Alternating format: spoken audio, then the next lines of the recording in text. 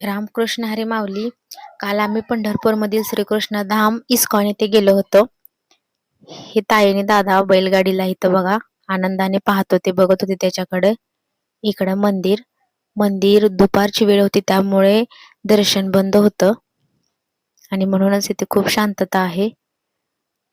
असं पण भाविक जरी असले तरी इथे शांतताच असते आणि हरे कृष्ण हरे राम हा मंत्र सगळ्यांच्या तोंडात असतो. इकडे ग्रंथ भांडार आहे बघा, माळा आहेत, जपाची माळ आहे, चंदन आहे. नंतर आम्ही आतमध्ये गेलो, गरुड खांबाचं दर्शन घेतलं. इकडे जगन्नाथ, बलदेव आणि सुभद्रा यांच्या सुरेख अशा फोटोचा देखावा होतो बघा. ताई आणि दादा त्यांना नमस्कार करत होते आणि इकडे श्रीकृष्ण आणि राधा यांच्या पूजेची तयारी चालू होती. त्यांच्यासाठी हार बनवत होते या बायका. गेट लावलं होतं. इकडं श्रीराम, सीता, हनुमान त्यांना प्रणाम करताना हा देखावा आणि वर हरे कृष्णा कृष्णा कृष्णा हरे हरे हरे राम राम राम हरे हरे हा मंत्र लिहिला होता. मंदिरामध्ये खूप शांतता होती. नंतर आम्ही पाठीमागे गेलो मंदिराच्या. तिथं विठ्ठल रुक्माईचा असं सुरेख देखावा होता बघा. इकडं श्रीकृष्णांचा गोपींसोबत रास नृत्य याचा देखावा होता. खूपच प्रसन्न वाटत होतं आणि हे सगळं पाहून ताई दादा खूपच उत्सुक झाले होते. हे रास नृत्य पाहत होते, श्रीकृष्ण कसा डान्स करतात असं ताई म्हणत होती. त्यांना खूपच प्रसन्न त्यांचं मन झालं होतं. श्रीकृष्णाने जे अवतार घेतले होते ते त्यांचं फोटो आहेत बघा, इथे देखावा आहे. नरसिंह, कूर्म, परशुराम, श्रीराम हे श्रीकृष्णाने घेतलेले अवतार. नंतर मी श्री विठ्ठल आणि रुक्माईला दर्शन घेतलं त्यांचं. श्री विठ्ठल आणि रुक्मिणी यांचा देखावा खरंच खूप सुरेख होता, खूप गोड होता, खूप आकर्षक वाटत होतं. दागिने घातले होते, फुलांचे हार, कपडे खूपच असं मन एकदम भरून आलं होतं ते पाहून. आणि श्रीकृष्णांचं हे बघा, बालपणात त्यांनी बकासूरचा वध, कालिया नाग याच्यावर उभा राहिलेलं ते सगळं देखावा इथं फोटोमध्ये यांनी दाखवला होता बघा.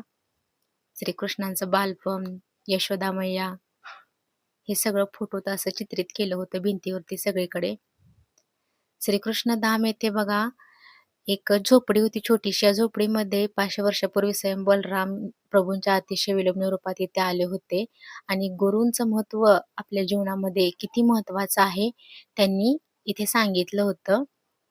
तर ते भिक्षा घेण्यासाठी इथं आले होते. हे पहा. नंतर इकडं ताई आणि दादा घसरगुंडी खेळत होते. लहान मुलांच्या खेळण्यासाठी इकडं बघा भरपूर साहित्य होतं. घसरगुंडी, झोका पण होता. मोबाईलच्या आणि व्हिडिओ गेमच्या युगात मुलं आपलं बालपण विसरून चाललेले आहेत. मुलांना या निरागस या मनाला असं कुठंतरी मोकळं आपण नेलं पाहिजे आणि त्यांचा आनंद आपण हा चेहऱ्यावर पाहिला पाहिजे. तेच आम्ही दोघं करत होतो. ताई झोक्यावर बसली होती, मी तिला झोका देत होते. इकडं दादा बघा घसरगुंडीवर चढत होता. आधी तो भीत होता, पण नंतर तो स्वतःहून चढला. त्यांच्या चेहऱ्यावरचा आनंद पाहून आम्ही दोघंही फार खुश झालो. इकडे भक्तांना बसण्यासाठी खूप छान सावली होती बघा. सगळीकडे नारळाची झाडं होती. इकडे गोशाळा आहे आणि सावलीला सगळी आलेली भाविक असे दर्शन घेऊन बसले होते. प्रसाद देखील होता. आम्ही प्रसाद पण घेतला. नंतर आम्ही नदीकडे गेलो. संत वाहणारं आपल्या चंद्रभागा नदीचं पाणी बघा. आपली चंद्रभागा, आपली माय माऊली, हे पुंडलिकाचं मंदिर आहे. आम्ही इस्कॉन या साईडला होतो आणि पुंडलिकाचं मंदिर त्या साईडला. आम्ही इथूनच पुंडलिक महाराजांना नमस्कार केला. हे श्रीकृष्ण धाम बघा इस्कॉन. खूपच मोठं आहे हे मंदिर. अन्नक्षेत्र आहे. भाविकांना राहण्यासाठी सोय आहे. लहान मुलांसाठी खेळण्यासाठी सगळं साहित्य आहे. गोशाळा आहे. नंतर नदीला चंद्रभागा नदीच्या पाण्याने आम्ही हातपाय धुतले. चंद्रभागा नदीला नमस्कार केला. खूपच ऊन असल्यामुळे फार ऊन लागत होतं आणि हे पाणी नदीचं खूप थंड होतं. ताई जहाजेमध्ये बसायचं म्हणत होती. तिकडे ते आजी वगैरे बसलेली त्यांना पाहून तिला पण बसावसं वाटत होतं. मग नंतर मी म्हणलं, "या हातपाय धुवा, नदीमध्ये नमस्कार करा नदीला. चंद्रभागा नदी आहे आपली." तसं म्हणल्यावर दोघं पण शांत झाले आणि आले माझ्याकडे. मी दोघांचे पण हातपाय धुतले. बरं वाटलं त्यांना पण. चंद्रभागा नदीमध्ये आपले पाप धुतले जाते असं म्हणतात.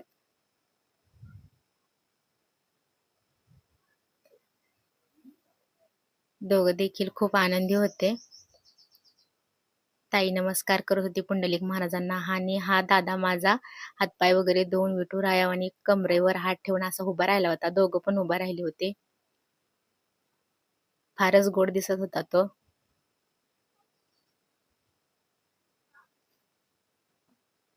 इस्कॉन हे मंदिर खूपच असं शांतता असणारं मंदिर आहे आणि असं श्रीकृष्णाने सांगितलं आहे, की आपल्या मनाला संयमित करण्यासाठी हरे कृष्णा कृष्ण कृष्ण हरे हरे, हरे राम राम राम हरे हरे हा मंत्र म्हणा.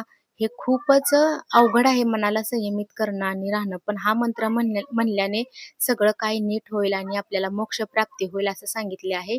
आणि हेच इथं शिकवलं जातं आणि हेच इथं पूर्ण दिवस हा मंत्राचा जप चालू असतो. नंतर उन्हामध्ये खूप थकल्यामुळे आम्ही झाडाखाली आलो. इथे दुकान होतं आणि आम्ही थंड पेय घेतलं होतं आणि ताईची रिएक्शन बघा, ती कशी करते.